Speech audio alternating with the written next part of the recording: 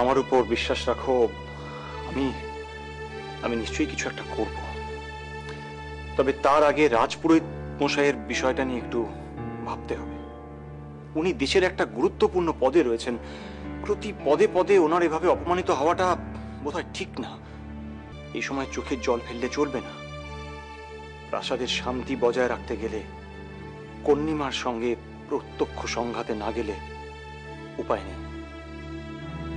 আমি যে কি করে তোমায় মহারাজের অনুরোধের কথাটা বলতে ভুলে গেলাম, আমি সেটাই বুঝতে পারছি না। আসলে কি হয়েছে বলো তো? তোমার হাতটা দেখতে চাইলে তো আর তুমি আমায় দেখাবে না, নিশ্চয়ই জিজ্ঞেস করবে হঠাৎ কেন তোমার হাত দেখতে চাই। কিন্তু মিহির, তোমার হাত দেখে তোমার জন্মের ব্যাপারে নিশ্চিত হওয়াটাও তো যে খুব দরকার। উফ, কি যে করি। তাই বলছিলাম, তুমি আমায় ভুল বুঝো না। তোমার সাথে গণনা করতে বসলে আমি বুঝতে পারবো তোমার ক্ষমতা কতখানি। আদৌ গণনা করে কিছু বার করতে পারবে কিনা।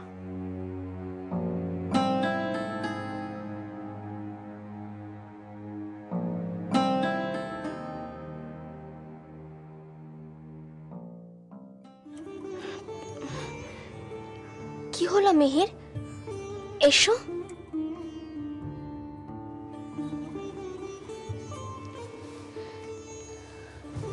শুরু করি।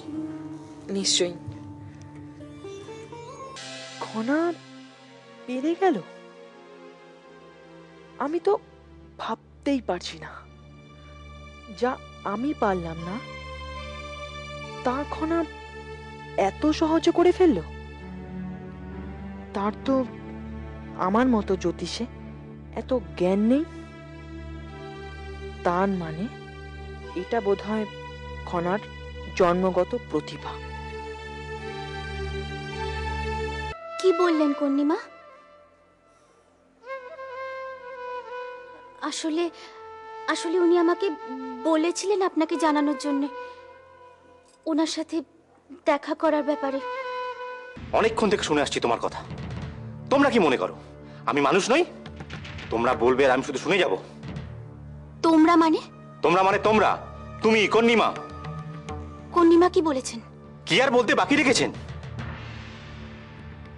এইভাবে যে কাউকে কেউ অপমান করতে পারে আমার ধারণা ছিল না। আপনি নিশ্চয়ই মনে করেন যে আমার মধ্যেই কোনো দোষ আছে, তাই জন্য আপনি এই অনুষ্ঠান করতে চান না। শোনো রেবতী, আমি এমনিতেই যথেষ্ট যন্ত্রণায় জর্জরিত।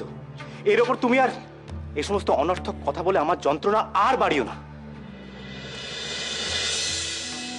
খনা বলেছে প্রয়োজনে সে নিজে গিয়ে কন্যিমাকে সবার সময় জানিয়ে আসবে। তা না, খনার যাওয়ার কি দরকার? এটা তো আমরা কেউ যেতে পারি। না ভাই কুমার, এটা খনা করলেই ভালো হবে। খনা কৌশলে কন্যিমার কিছুটা হলেও বিশ্বাস অর্জন করেছে। আমরা কেউ গেলে কন্যিমা সন্দেহ করতে পারে। বেশ, তাহলে তাই হবে। তবে এখন শুধু কন্যিমা আর মাসুমাই নয়, আমিও সবার জন্য অধীর আগ্রহে অপেক্ষা করব।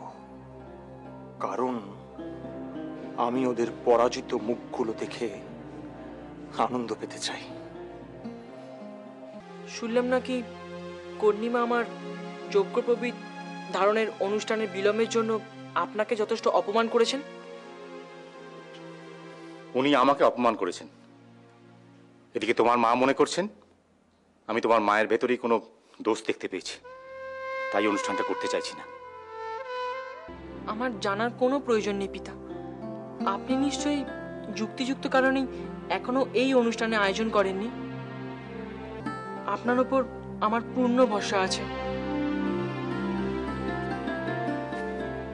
আর মা, তুমি পিতার উপর খুব বিশ্বাস করো। উনি নিশ্চয়ই ভেবেচিন্তেই এই সিদ্ধান্ত নিয়েছেন যাতে আমাদের সবার মঙ্গল হয়।